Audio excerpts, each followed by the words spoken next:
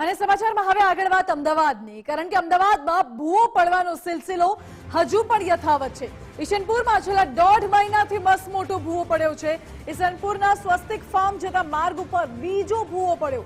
એએમસીએ માત્ર બેરિકેડ લગાવી સંતોષ માની લીધો હોય તેમ લાગે છે. મહિનાઓ સુધી ભૂવાના સમારકામ માટે તંત્ર ઉદાસીન જોવા મળી રહ્યું છે.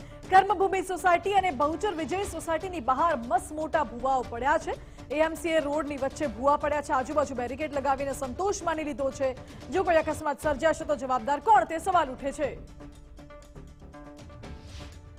અમદાવાદ શહેરમાં એક બાદ એક ભૂવો પડવાનો સિલસિલો યથાવત રહ્યો છે. ઈશનપુરમાં સ્વાસ્તિક ફાર્મ જતા શારદા વિદ્યાલય નજીક મસમોટો ભૂવો પડ્યો છે. બિલકુલ જોઈ શકાય છે કે આજકાલ નહીં, પરંતુ 1.5 મહિનાથી વધુનો સમય થયો છે.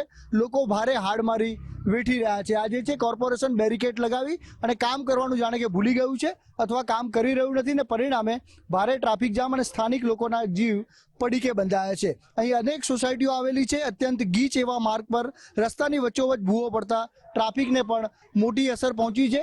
અનેક લોકો અહીં છે, અનેક સોસાયટીઓ છે, અનેક લોકો અહીં રહે છે અને તેમની વેદના શું છે, કારણ કે આ પ્રકારે રસ્તો જામ મહિનાઓથી છે. ત્યારે શું સમસ્યાઓ છે આપણે સાંભળીશું. શું કહેવું છે આપનું? આપના સોસાયટીની બહાર એક નહીં પરંતુ બે ભૂવા અહીંયા કમસે કમ 2 મહિનાથી ભૂવા પડેલા છે, બરોબર. એને 2-3 વખત આવીને જોઈને ગયા, પણ દિવાળી પછી એ લોકોએ વાત કરેલી કે દિવાળી પતી જાય પછી એનું સમારકામ થશે. આજ સુધી કોઈ જોવા બી આવ્યા નથી. અને એનું અહીંયા પાણીની બી સમસ્યા, પાણીનું ગટરની ભૂવો છે એ તો છે, પણ પાણી લીકેજ છે, એનું પાણી અંદર પડે છે.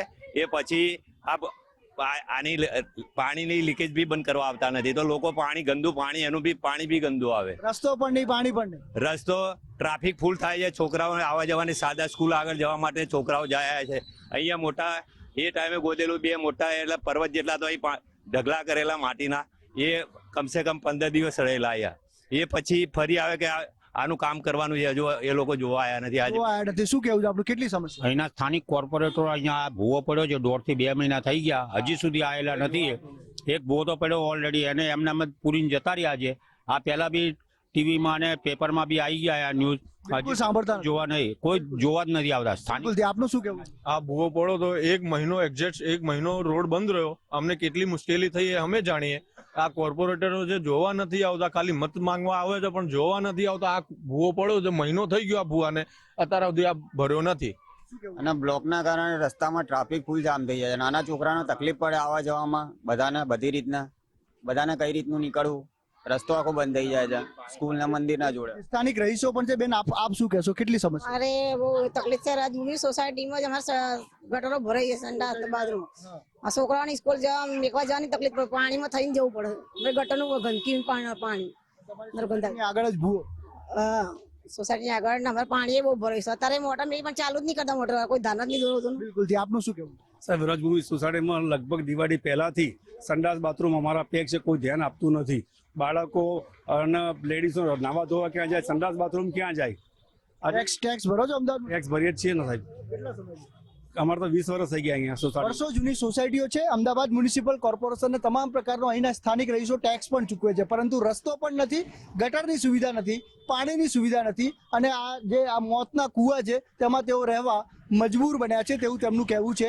સ્થાનિક કોર્પોરેટર જોવા આવતા નથી કે અધિકારીઓ સાંભળતા પણ નથી. ત્યારે સોસાયટીની બહાર જ મસ્ત મોટા જ્યારે ભૂવા પડ્યા હોય, 1.5-2 મહિનાનો સમય થયો હોય અને કોર્ડન કરીને કોર્પોરેશને પોતાની ફરજ પૂરી કરી લીધી હોય, તો તે એએમસી માટે, અધિકારીઓ માટે શરમજનક બાબત છે અને આનું તાકીદે નિવારણ આવે તે પણ જરૂરી બને છે. કેમેરા પર્સન મનીષ દવે સાથે સંજય જોશી, ગુજરાત ફર્સ્ટ, ઈશનપુર, અમદાવાદ.